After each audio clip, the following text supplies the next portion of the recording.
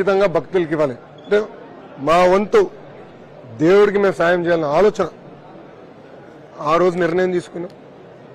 గత 9 సంవత్సరాలుగా చేస్తున్నాం. ఇది రాజకీయాలని సూటిగా ఫేక్ జగన్ ని నేను ఈరోజు ప్రశ్నిస్తున్నా. గతంలో మీరందరూ చూశారు, టీటీడీని రాజకీయ పునరాస కేంద్రంగా వాళ్ళు వాడుకున్నారు. టీటీడీ లడ్డూలు తీసుకొచ్చి బియ్యం బండిలో పెట్టి ఊరూరు ఎన్నికల కోసం ఎలా పనిచేయారో మీరందరూ తెలుసు. గతంలో వాళ్ళ పార్టీ నాయకులకి ఇంట్లో పెళ్లి జరుగుతుంటే ఆ లడ్డూలు తీసుకెళ్లి పెళ్లిలో పెట్టారు, భక్తులకి లడ్డూలు లేని పరిస్థితి తీసుకొచ్చారు.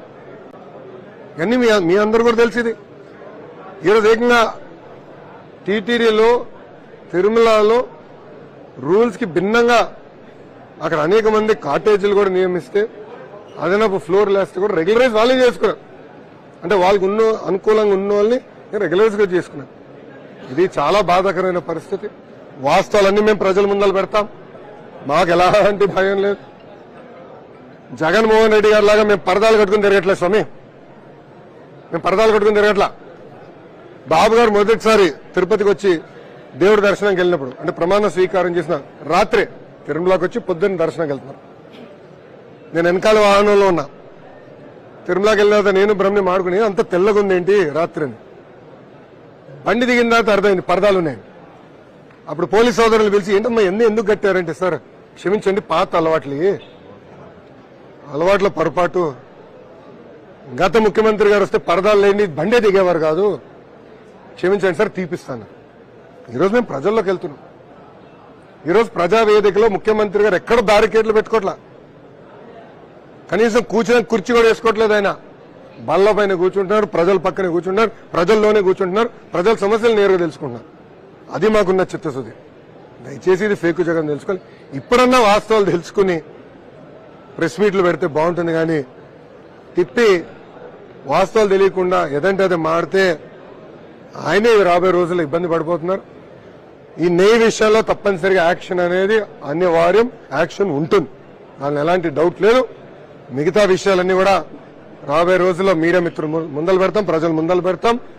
పవిత్రత కాపాడే బాధ్యత నాడు నేడు ఎప్పుడు తెలుగుదేశం పార్టీ తీసుకుంటుంది. డైవర్ట్ పాలిటిషన్ కోసమే ఈ పని చేస్తున్నారు.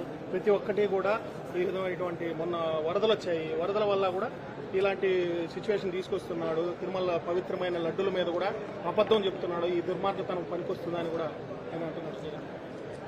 అందుకే ఫేక్ జగన్ అని పేరు పెట్టిన. వరదలు వచ్చింది, చంద్రబాబు నాయుడు గారు ముఖ్యమంత్రి హోదాలో వెళ్లారు, నీళ్లు దిగారు, బుల్డోజర్ గాని అన్ని ఎక్కి ప్రజల దగ్గరికి వెళ్లారు, వాళ్ళ సమస్యలు తెలుసుకున్నారు, కంట్రోల్ రూమ్కి వచ్చి మా అందరిని కేకలేసి పరిగెత్తిచ్చారు. అదే జగన్ ఏం చేసేవాడండి, green carpet dais, green red మర్చిపోయా ఏదో రంగేశాడు. అబ్బా డయాస్లు ఉండేది. మన వరి పంటలు నష్టపోతే డయాస్ పై నుంచి చూసి రైతుల దగ్గర నుంచి ఇటు తీసుకున్నారు తప్ప ఏనాడైనా కాలు బురదలు వేశాడండి. 5 సంవత్సరాలు ఏనాడు బురదలు వేశాడు. ఆయన హెలికాప్టర్లు వెళ్తుంటే కింద ట్రాఫిక్ ఆంక్షలు ఉండేది. అంటే నాకు కింద నుంచి మనం కాల్స్తాడేమో అని. ఎంత అన్యాయం అండి. అది డైవర్షన్ పాలిటిక్సా? ప్రజల్లో ఉన్నారు చంద్రబాబు నాయుడు గారు, ప్రజలు మెప్పు పొందారు. అందుకే ఈ రోజు ఎప్పుడు లేని విధంగా దాదాపు 400 కోట్ల రూపాయలు సీఎం రిలీఫ్ ఫండ్కి వచ్చిందండి. నిన్న నేను ఇక్కడికి వచ్చే ముందు నిన్న నా చేతులుగా దాదాపు అందరు కలిసి ₹1 కోటి వరకు నాకు చెక్స్ నాకు ఇచ్చారు. ఇసుక మాఫియా అనేది మీ ప్రభుత్వంలోనే వచ్చింది, పడవలు కూడా మీవే ఆరోపణ చేస్తారు. మళ్ళీ ఏం పీకాడని 5 సంవత్సరాలు చంద్రబాబు నాయుడు గారి పైన దొంగ కేసు పెట్టి 52 రోజులు జ్యుడిషియల్ రిమాండ్ పంపించిన వ్యక్తి ఎందుకు ఇన్వెస్టిగేషన్ చేయాలా? ఇసుకమైన ఎందుకు చేయాలా? ఇప్పుడు మద్యం అన్ని బయటపడతాయి తొందరలో, నేను ఏదో వదిలిపెట్టేది లేదు. మా గతంలో కొండపైన బాటిల్ దొరికిన విషయం మీకు తెలుసు, గంజాయి దొరికిన విషయం తెలుసు. ఇదంతా మేము చాలా సీరియస్ గా తీసుకుంటున్నాం. అందుకే మంచి అధికారులు నియమించాం, సిస్టమేటిక్ గా మొత్తం క్లెయిమ్ చేస్తాం. ఒక ధర్మారెడ్డి లాగానో ఒక వైవి సుబ్బారెడ్డి లాగానో మేము ఏదో చేయాలని ఆలోచన లేదు. పవిత్రత కాపాడాలి. మీ అందరూ తెలుసు, బాబు గారు ఎప్పుడైనా ఇక్కడికి వచ్చినా, తిరుపతికి వచ్చినా, తిరుమలకి వెళ్ళినా చాలా జాగ్రత్తగా ఉంటాం. అది మా పార్టీ కార్యకర్తలు అందరూ కూడా చెప్తాం, ఓర్పు సహనంగా ఉండండి, తోసుకుని రావద్దు, చాలా జాగ్రత్తగా ఉండాలని చెప్తాం.